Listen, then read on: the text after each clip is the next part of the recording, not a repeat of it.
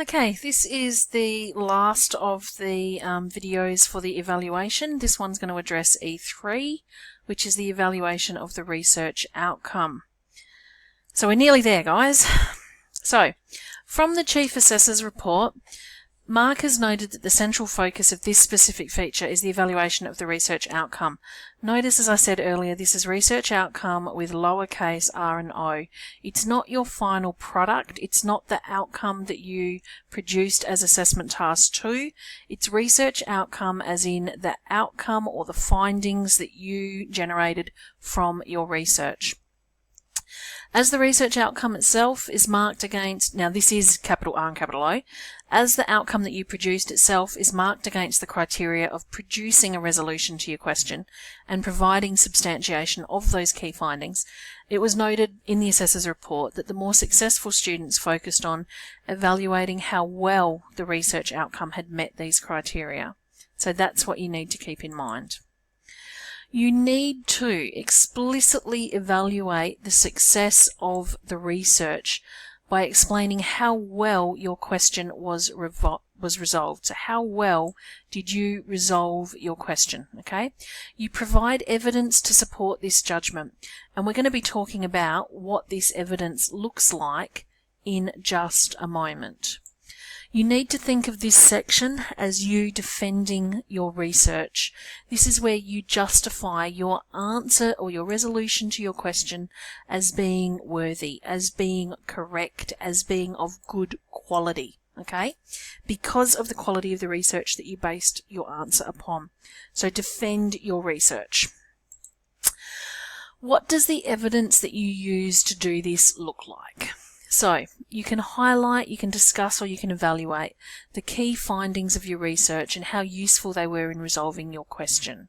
So the first thing that I would be expecting to see in your evaluation is a discussion of your key findings.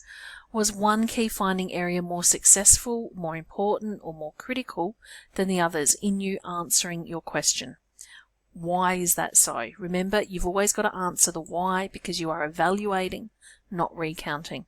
So some questions that you might consider to do this. Did your key finding areas change? Remember that we initially sat down and discussed your question and we tried to break it up to set up some key findings for you to structure your research around. Now you may have found that useful, but you may have also gone back and changed the areas that you were looking at. Okay? How did that happen? Why did that happen? Explain that for me. Would it have been better if it had have changed or altered? Why or why not? Okay? Think about those kinds of things. That's just one area that you can look at, but that's not everything that you need to look at. You also need to clearly outline and discuss the features which impacted upon the quality of your research outcome. Remembering this is your ability to resolve the question in a highly credible and valid way, and you can do that by including looking at areas such as all of these. You don't have to answer all of these questions. You don't cover everything. You choose what makes the most sense for you. But, for example, you might want to talk about the quality of the source information that you used. Were you able to access experts or notable organisations? Did you have a particularly high number of surveys that you based your findings upon? Did that help improve the quality of your information and thus generate a more reliable outcome to your research? You might want to talk about the originality of your findings.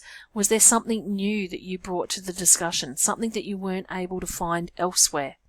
What about the forms of substantiation that you used?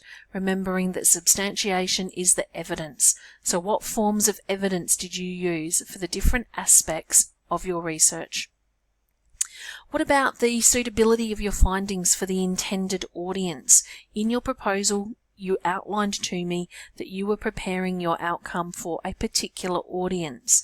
Were the findings that you generated suitable for that purpose? What about the depth and the breadth of your research? Did you go far enough? Did you collect enough information? What was missing, if anything? Why was this the case? Why was it of good depth? Why was it of good breadth? Can you explain this for me? What about the range of perspectives that you were covered in your findings? Did you have more than one viewpoint?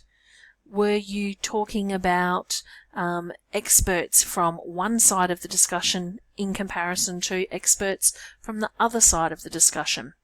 Was there anything missing within that? Why was this? What about the clarity of your findings? In order to be able to write succinct and clear findings or an outcome to your question, you have to understand the information that you have presented. So if your findings are unclear, does that mean that your knowledge of the subject is still unclear? What about the conciseness of your arguments? Again, remember, you don't have to cover everything. Just choose what makes the most sense for you.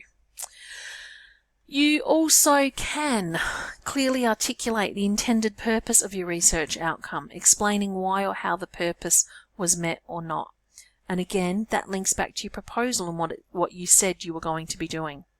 You can demonstrate your ability to weigh up the strengths and limitations within your research outcome to provide balanced judgments of your work. What were the strengths and what were its limitations? That's an area which can provide a lot of detailed information which demonstrates the quality of your outcome. Can you provide explicit examples? Oops, sorry, bad spelling. Can you provide explicit examples where the features of your research, such as the credibility, the validity, the reliability, etc., improve the resolution of the question? And I think if I go back to that, there might be a long... Nope, it's not going to work. I thought I had some more information there for you, sorry. Have you provided a balanced understanding of the usefulness of your research? Saying that your research is going to alter the world or is, groundbreaking is probably not a balanced understanding of your research, remembering that you are only a Year 12 student with limited research experience.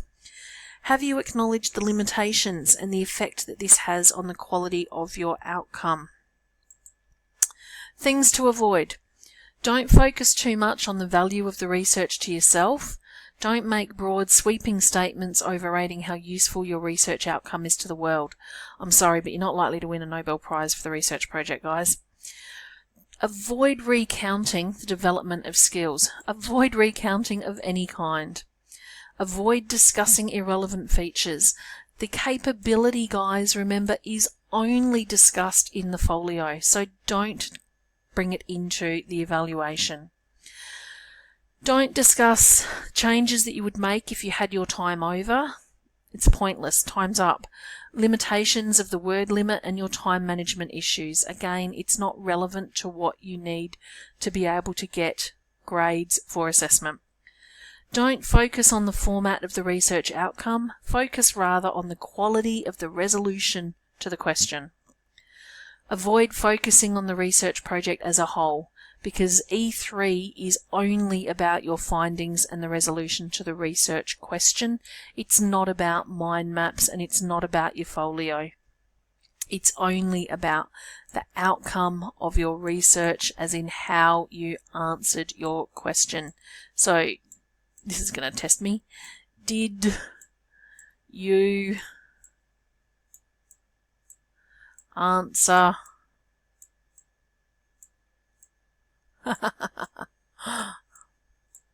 your